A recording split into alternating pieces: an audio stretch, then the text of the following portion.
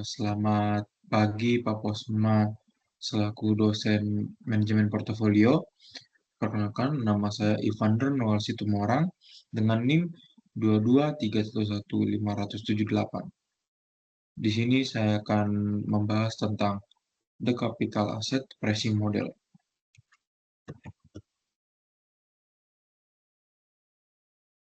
Capital Asset Pricing Model atau yang sering disebut CAPM adalah sebuah fungsi matematis yang dapat menghubungkan risiko sistematis dengan expected return dari total aset pada portofolio investor. Capital Asset Pricing Model atau CAPM yang diperkenalkan oleh William Sharpe tahun 1964 dan Lindner tahun 1965 merupakan harga suatu aset pada kondisi equilibrium. Dalam keadaan equilibrium, tingkat return disyaratkan oleh pemodal untuk suatu saham akan dipengaruhi oleh risiko saham tersebut lilin 2001. Dalam hal ini, risiko yang diperhitungkan adalah risiko sistematis yang diwakili oleh beta dan risiko yang tidak sistematis bisa diminimumkan dengan cara diversifikasi. Selanjutnya, penjelasan CAPM menurut para ahli. Menurut Chen tahun 2017, mendefinisikan sebagai pengungkapan pengembalian aset sebagai fungsi risiko yang pada gilirannya bisa dinyatakan sebagai volatilitas atau beta. Menurut Badiken dan Markus 2018, mendefinisikan CAPM merupakan sekumpulan prediksi mengenai keseimbangan perkiraan imbal hasil terhadap aset berisiko. Menurut Gitman et al. 2012, CAPM adalah sebuah fungsi matematis yang dapat menghubungkan risiko sistematis dengan expected return dari total aset pada portofolio investor.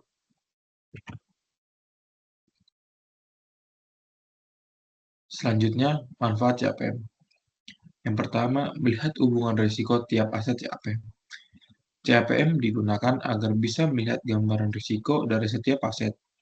Lebih tepatnya, dengan menggunakan CAPM, maka akan tergambar suatu keadaan yang mana hubungan dari risiko untuk setiap aset bisa terlihat dalam kondisi yang seimbang. Dengan melihat hal tersebut, nantinya para investor bisa membuat pertimbangan dalam kepemilikan risiko dan asetnya. Yang kedua, memperkirakan hubungan risiko dengan return.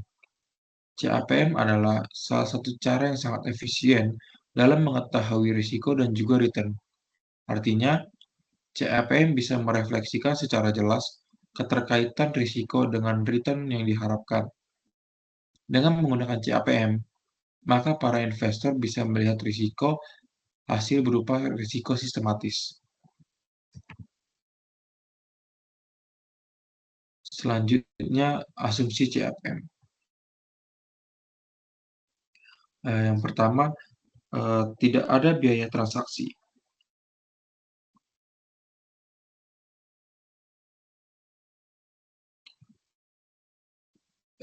Dengan demikian, siapapun dapat membeli atau menjual sekuritas tanpa dibebankan dengan biaya apapun atau biaya transaksi. Yang kedua, fully divisible, di mana investasi sepenuhnya dapat dibagi-bagi.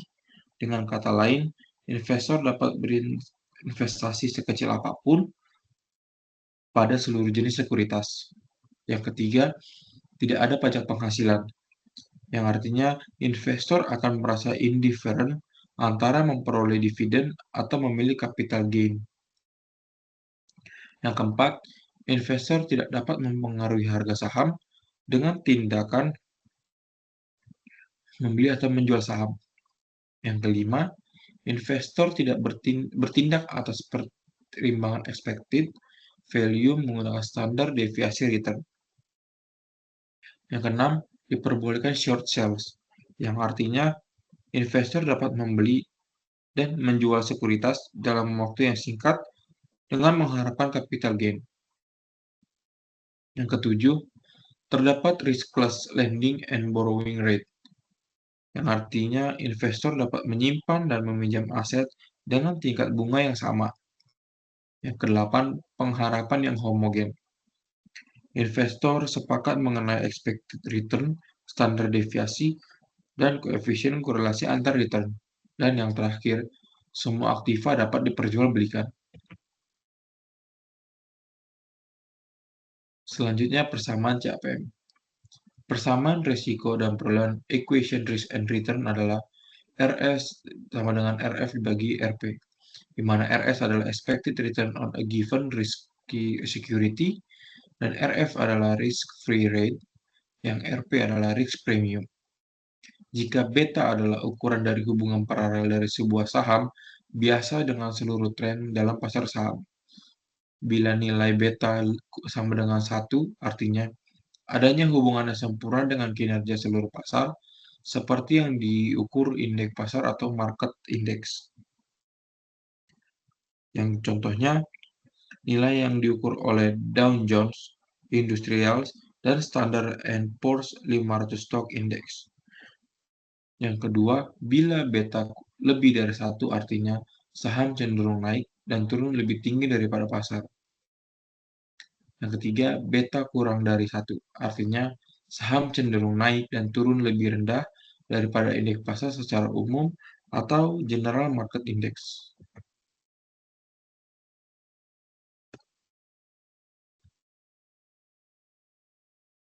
Selanjutnya masih persamaan CFM, maka perubahan persamaan risiko dan perolehan equation risk and return dengan memasukkan faktor beta dinyatakan sebagai RS sama dengan RF tambah beta S dalam kurung RM dikurang RF, di mana RS adalah expected return on a given risk security, RF adalah risk-free rate, RM adalah expected return on the stock market as a whole, dan beta S adalah stock of beta yang dihitung berdasarkan waktu tertentu. RF biasanya didekati dengan tingkat return suku bunga bank sentral.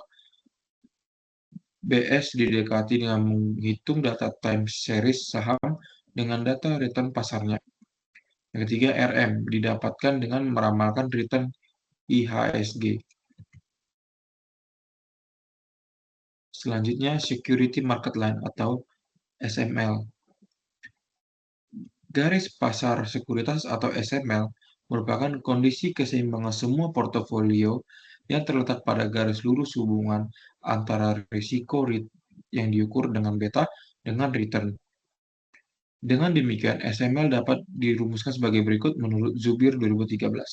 SML sama dengan RF tambah RM dikurang RF dikali beta. Keterangan SML adalah garis pasar sekuritas, RF adalah return saham atas investasi bebas risiko, dan beta adalah kepekaan atas return saham I terhadap expected return market, RM kurang RF adalah premi risiko pasar. Nah, ini ada gambar security market line.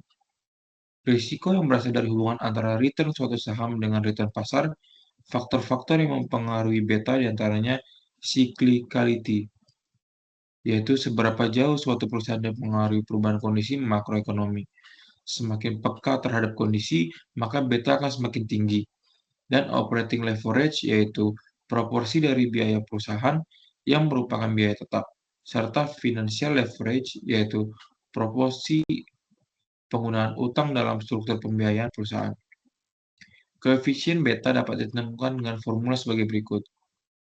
Dengan rumus seperti ini yang ada di PPT.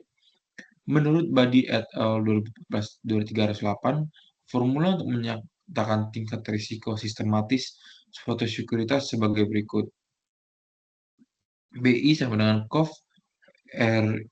RI kali RM dibagi VAR RM.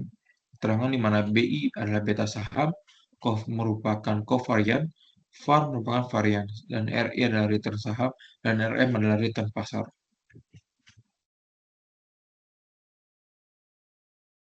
Beta saham.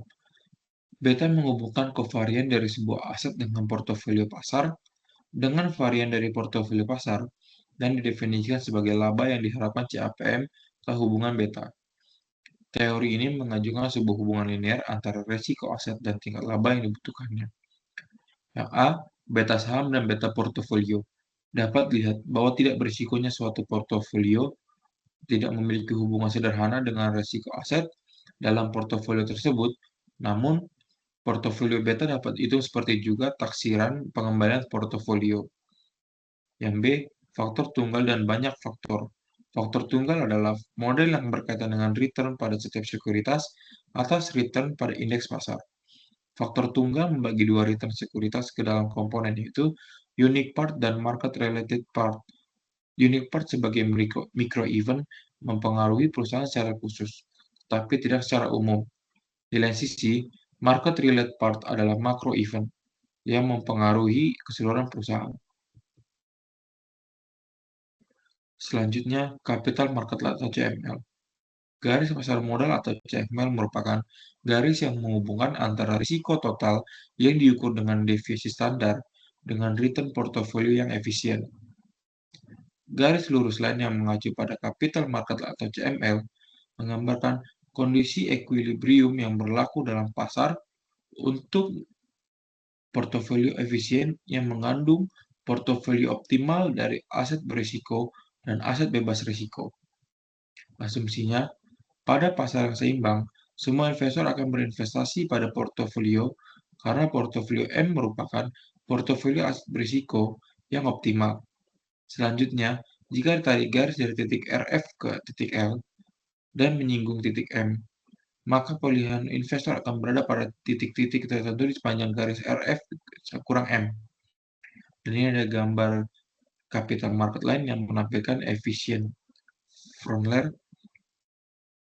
Garis CML memotong sumbu vertikal pada titik RF. Selisih antara tingkat expected return dari portofolio pasar (RM) dengan risk-free rate of return merupakan tingkat abnormal return yang bisa diperoleh investor sebagai kompensasi atas risiko portofolio pasar atau M yang harus ditanggungnya. Selisih market return dan risk-free rate of return ini disebut juga dengan premi portofolio pasar. Besarnya risiko portofolio pasar ditunjukkan oleh garis horizontal dan RF sampai M. Hubungan risiko dengan return pada investasi yang efisien dinyatakan sebagai CML dan dirumuskan sebagai berikut. Dan ini ada rumus-rumusnya.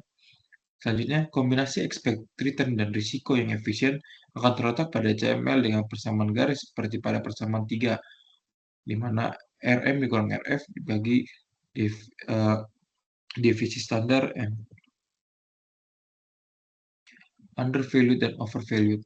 Garis pasar sekuritas atau dikenal sebagai security market line (SML) adalah garis yang menghubungkan tingkat pengembalian yang diharapkan dengan risiko sistematis. SML digunakan untuk menilai efek secara individual dalam kondisi pasar seimbang, yaitu menilai tingkat pengembalian yang diharapkan dari sekuritas individu pada tingkat risiko sistematis tertentu dalam kondisi pasar yang seimbang.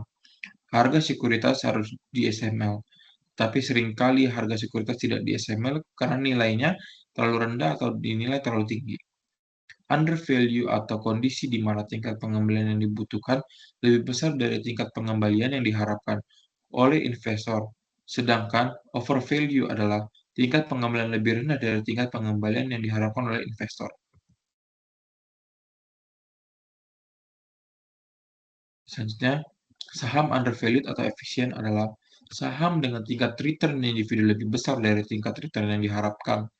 Keputusan investasi yang tepat dilakukan oleh investor adalah membeli saham undervalue atau efisien dan dapat menjualnya kembali ketika harga saham naik. Sedangkan saham overvalue atau tidak efisien akan menghasilkan return yang tidak memenuhi return yang dibutuhkan atau diharapkan oleh investor. Investor disarankan untuk menjual saham sebelum harga saham turun.